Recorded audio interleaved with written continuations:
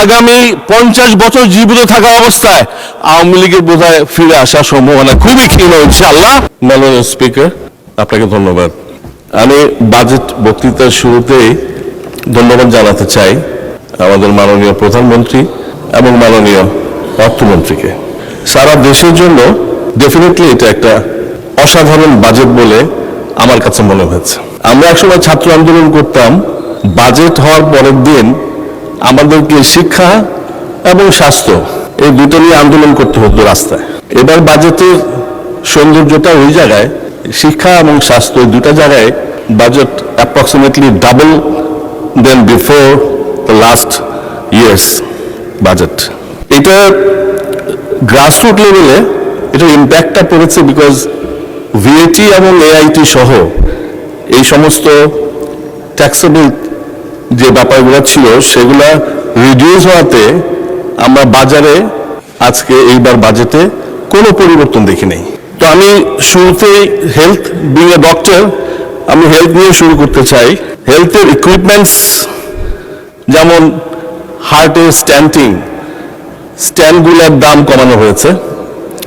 হেলথের রিএজেন্টস যেমন কিডনি ডায়ালাইসিসের দাম কমে আসছে। এরকম অনেকগুলা হেলথ ইস্যু আমাদের এই বাজেটে জেনারেল পপুলেশনকে সাংঘাতিকভাবে নাড়া দিয়েছে। স্পেশালি মেডিকেল এডুকেশনে এআই সহ যে ডেভেলপমেন্ট চিন্তা করা হয়েছে, আমি মনে করি এটা একটা যুগান্তকারী সিদ্ধান্ত। এতে আমাদের ভবিষ্যৎ প্রজন্মের ডাক্তাররা আরো উন্নত মানের শিক্ষায় শিক্ষিত হবে। মেডিকেল আরেকটা ইউনিক হেলথে আরেকটা ইউনিক ডিসিশন আসছে, that is like network of ambulance. আমাদের কনসেপ্টে এটা ছিল না। আমাদের অনারেবল প্রাইম মিনিস্টারের যে ভিশন, সেই ভিশনে উনি প্রিভেনশনকে কিউরের উপরে জায়গা দিয়েছেন এবং উনি গ্রামের ওয়ার্ড লেভেল পর্যন্ত হেলথকে নিয়ে যাওয়ার জন্য একটা প্ল্যান করেছেন, যেটা ডেফিনেটলি সাধারণ মানুষের জন্য খুবই উপকারে আসবে। রেফারেল সিস্টেমটা চালু করার জন্য উনি চিন্তা করছেন। সর্বোপরি পাবলিক প্রাইভেট পার্টনারশিপ নিয়ে আমাদের অপোজিশনের একটা বক্তব্য শুনছিলাম। আসলে প্রাইভেট পাবলিক পার্টনারশিপ আমাদের কনসেপচুয়ালি বুঝতে হবে যে যদি আমরা দেশের মানুষের স্বার্থে করতে চাই, এটার থেকে আর ভালো কাজ হয় না, বিকজ তখন accountability both in the public and the private sector involve হয়ে যায়। আমি অনুরোধ করবো ওনাদেরকে আবার রিথিঙ্ক করার জন্য ব্যাপারটা। সর্বোপরি হেলথ কার্ড, অনারেবল প্রাইম মিনিস্টারের যে যুগান্তকারী কতগুলো সিদ্ধান্ত কার্ডগুলো নিয়ে, health card is going to be one of the most important card in future. Even আমি তো মনে করি ফ্যামিলি কার্ডের থেকেও বড় কাজে আসবে হেলথ কার্ড। যে হেলথ কার্ডের মধ্যে চিপস থাকবে, যে হেলথ কার্ড দিয়ে যেখানে যাবে সেখানেই that doctor will have all the informations about that patient. তো সুতরাং আমি মনে করি এটা ডেফিনেটলি কন্ট্রিবিউট করবে a lot. Next we can come in education. এডুকেশনে একই রকম, অলমোস্ট প্রায় double of the budget then before.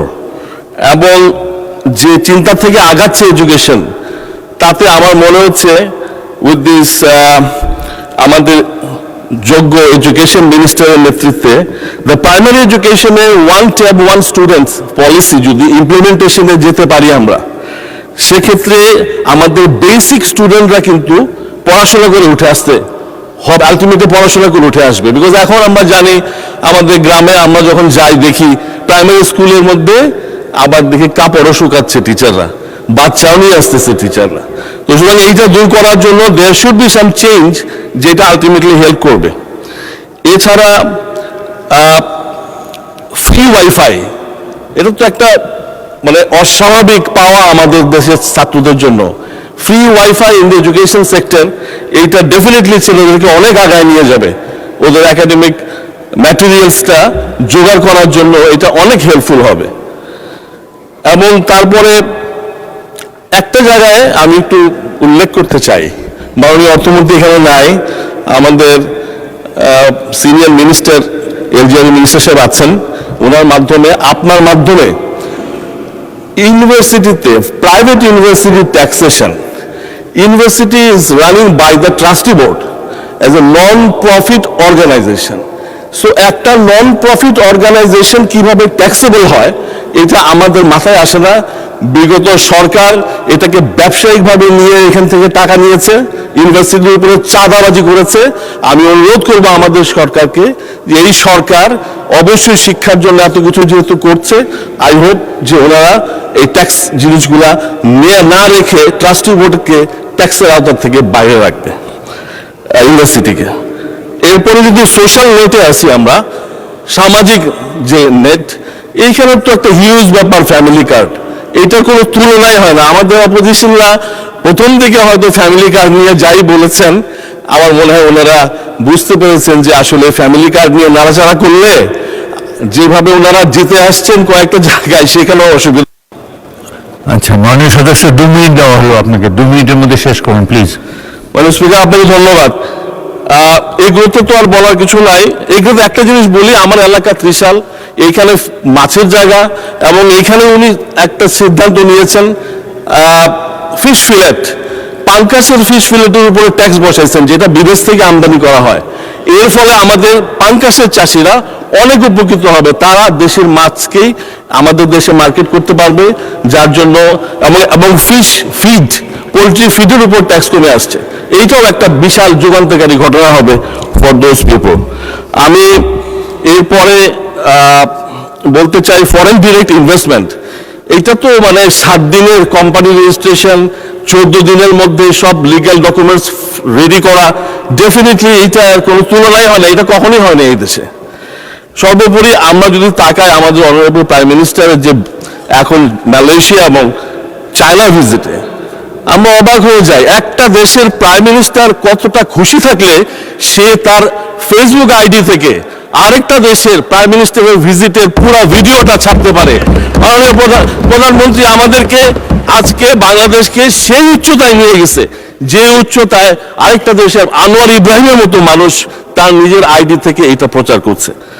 আমি অনুরোধ করব আমাদের অপোজিশন যারা আছেন, Jamaat, NCP, they are our brothers, they were before with us, আন্দোলনের সময় আমাদের সাথে ছিল এবং ওনারা ভবিষ্যতেও আমাদের সাথে থাকবেন।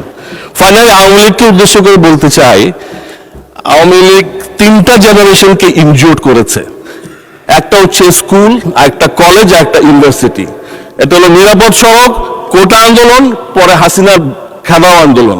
এই 3টা জেনারেশন আগামী 50 বছর জীবিত থাকা অবস্থায় আওয়ামী লীগের বোধহয় ফিরে আসার সম্ভাবনা খুবই ক্ষীণ। ইনশাআল্লাহ আমরা আশাবাদী।